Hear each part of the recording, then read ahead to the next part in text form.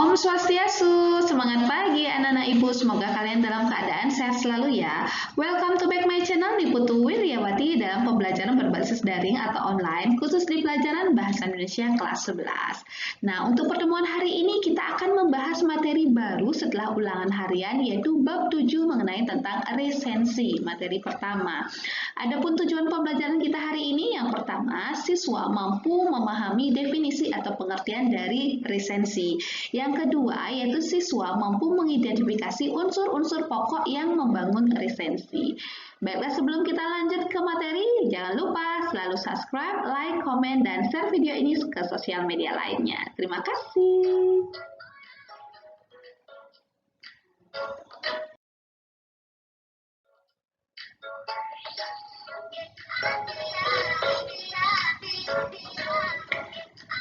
Nah, baiklah anak-anak, untuk pertemuan pertama 7.1 pengertian. Nah, di bab ke-7 ini yaitu mengenai tentang resensi, itu ada pengertian dulu yang kita pahami.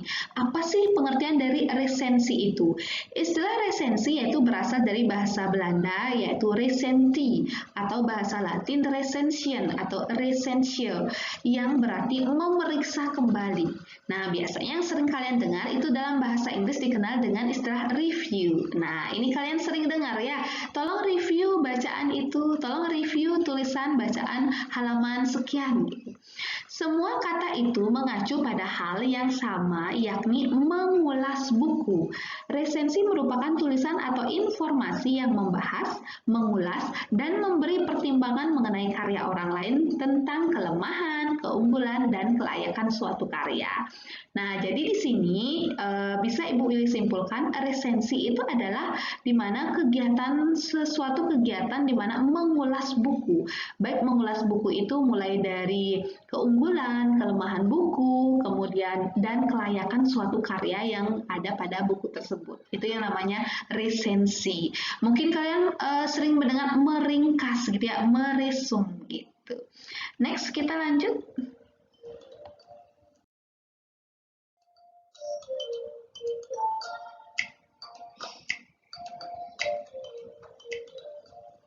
Nah, 7.2 yaitu unsur-unsur pokok resensi.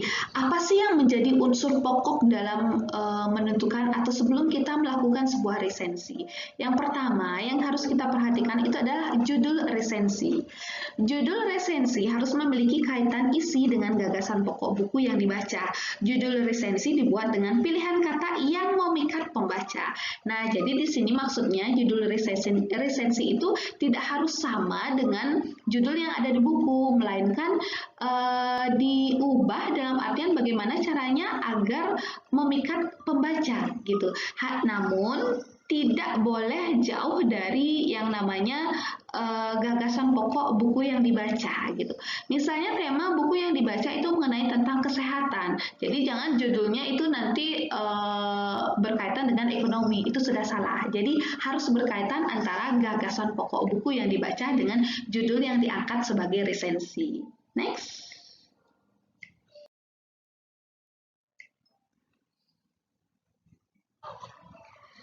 Nah, sekarang yang kedua yaitu menyusun data buku. Nah, selain judul itu data buku itu harus disusun.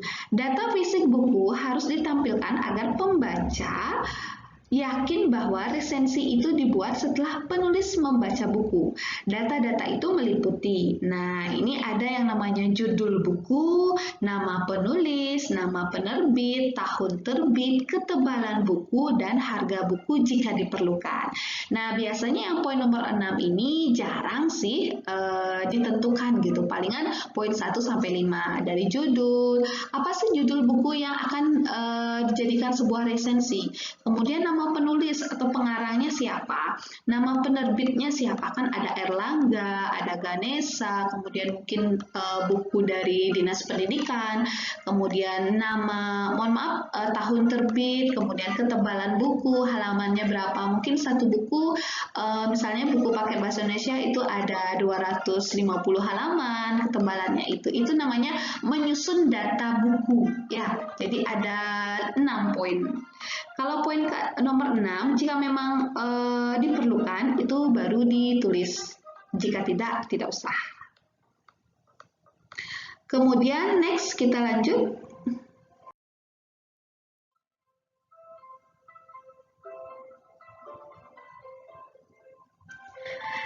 Nah, selain judul buku, menyusun data buku, yang ketiga itu ada isi.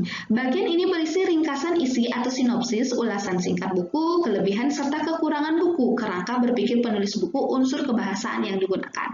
Nah, di bagian isi ini berarti di mana sebuah sinopsis buku atau ringkasan dari satu buku itu yang kalian sudah baca. Jadi kalian baca dulu satu buku itu, kemudian kalian buat sinopsisnya atau ringkasannya, kemudian ulasan singkat buku, mungkin dari kelebihan buku itu apa, entah itu sampul bukunya berwarna bagus, kemudian isinya juga atau kata-kata yang digunakan mudah dipahami, itu unsur kebahasaannya.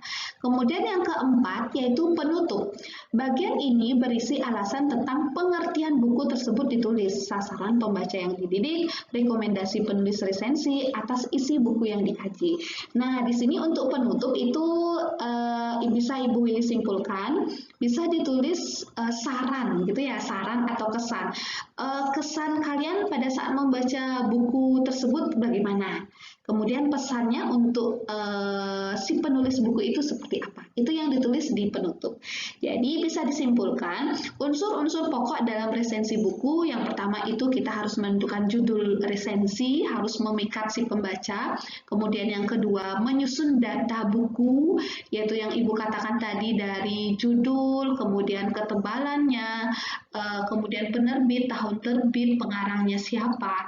Kemudian yang ketiga yaitu isi, dan yang terakhir yaitu penutup. Nah, kita next.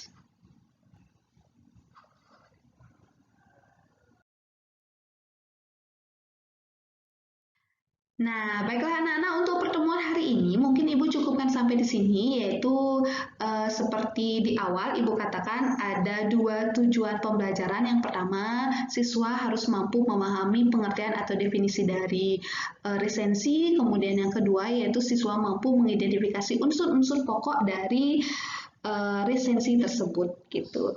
Nah, baik, seperti biasa di penghujung pertemuan Ibu berbagi goresan tangan sedikit. Jika kesempatan tidak menghampirimu, maka ciptakanlah. Om Santi Santi Santi Om. Sekian dan terima kasih. Sampai jumpa di pembelajaran berikutnya. Jangan lupa ingat, selalu tinggalkan komentar untuk bukti kalian telah menyimak atau mengikuti materi Ibu hari ini. Jika ada pertanyaan mengenai materi yang Ibu paparkan tadi, silakan langsung ketik di kolom komentar ya. Terima kasih. Salam semangat selalu dari Ibu dan jangan lupa jaga kesehatan. Dadah, Sarah.